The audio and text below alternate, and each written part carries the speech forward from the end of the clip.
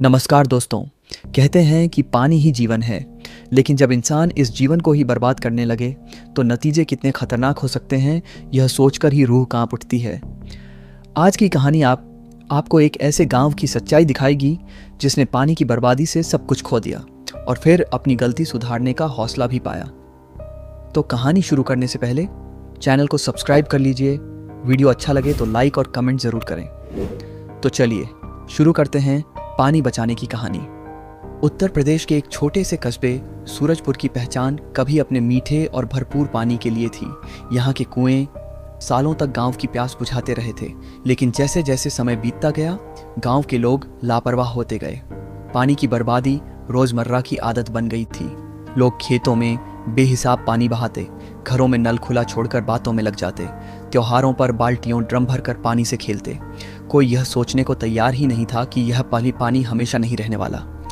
गांव के सबसे बुजुर्ग किसान रामदीन चाचा अक्सर कहते, पानी सोना है बेटा, अगर तुम इसे बर्बाद करोगे तो एक दिन ऐसी सुबह आएगी जब पूरा गांव प्यासा होगा।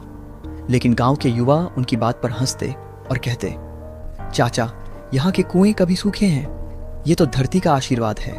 चाचा चुप हो जाते, लेकिन उनकी आंखों में चिंता साफ झलकती। धीरे धीरे हालात बदलने लगे। बरसात का समय कम हो गया, तालाबों में पानी घटने लगा, कुएं की तली दिखने लगी। जो नहरें सालों तक खेतों की जान थीं, उनमें दरारें पड़ने लगीं। लोग सोचते थे ये तो 1-2 साल की बात है, अगली बार बारिश सब ठीक कर देगी। लेकिन बारिश लगातार कम होती रही और पानी का संकट बढ़ता गया। एक साल ऐसा आया जब गर्मी अपने चरम पर थी। गांव के सभी कुएं सूख गए, तालाब की मिट्टी फट गई, खेत बंजर हो गए। गांव की औरतें रोज सुबह 4 बजे उठकर 5 से 6 किलोमीटर दूर नदी से पानी लाती। कई बार झगड़े भी होते क्योंकि नदी का पानी भी कम हो रहा था। बच्चे स्कूल जाने से ज़्यादा पानी भरने में लग जाते। लोग बीमार पड़ने लगे क्योंकि साफ पानी मिलना मुश्किल था। अब सबको रामदीन चाचा की कई बातें याद आने लगीं। गांव के एक पढ़े लिखे युवक अमन ने ठान लिया कि अब हालात बदलने होंगे। वह शहर से पढ़ाई करके लौटा था और जानता था कि समाधान सिर्फ बरसात के पानी को बचाने और पानी की सही उपयोग से ही संभव है।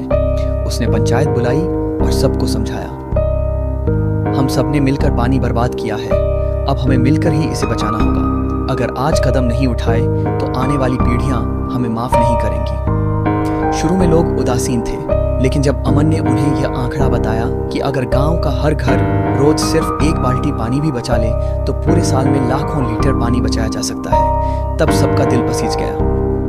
अमन ने गांव में पानी बचाओ अभियान शुरू किया। 1. हर घर के नल पर एक पाटी लिखवाई गई, पानी की हर बूंद कीमती है। 2. खेतों में टपक सिंचाई ड्रिप इरिगेशन का तरीका शुरू कराया गया।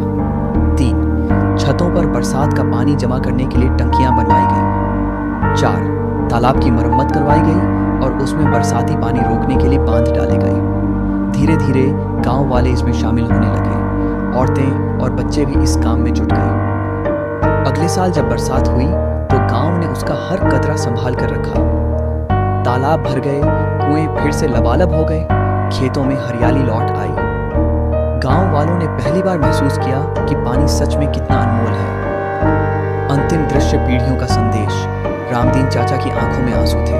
उन्होंने अमन से कहा, बेटा आज तुमने साबित कर दिया कि अगर इंसान ठान ले तो सूखी धरती भी फिर से हरी हो सकती है। लेकिन यह याद रखना, पानी सिर्फ हमारी पीढ़ी के लिए नहीं, आने वाली पीढ़ियों के लिए भी है। गांव के बच्चे अब स्कूल की दीवारों पर लिखते थे, बूंद बूंद से सागर भरता है और बूंद बूंद से ही सागर खाली भी होता है। यह कहानी हमें सिखाती है कि पानी की एक एक बूंद कीमती है। यदि हम आज से इसे बचाने का संकल्प लें तो आने वाले कल की प्यास बुझा सकते हैं। लेकिन अगर हम लापरवाह बने रहे तो वह दिन दूर नहीं जब हमें पानी के एक घूंट के लिए तरसना पड़ेगा। दोस्तों, यह थी सूरजपुर गांव की कहानी, जहां लोगों ने अपनी गलती से सबक लिया और साबित कर दिया कि जब इंसान ठान ले तो सूखी धरती भी फिर से हरी हो सकती है। पानी सिर्फ हमारी पीढ़ी का नहीं बल्कि आने वाली पीढ़ियों का है, वाली पीढ़ियों का भी हक है। अगर आपको यह कहानी पसंद आई हो तो वीडियो को लाइक करें, अपने विचार कमेंट में लिखें और चैनल को सब्सक्राइब करना बिल्कुल मत भूलिएगा। हम फिर मिलेंगे एक और नई और सीख देने वाली कहानी के साथ।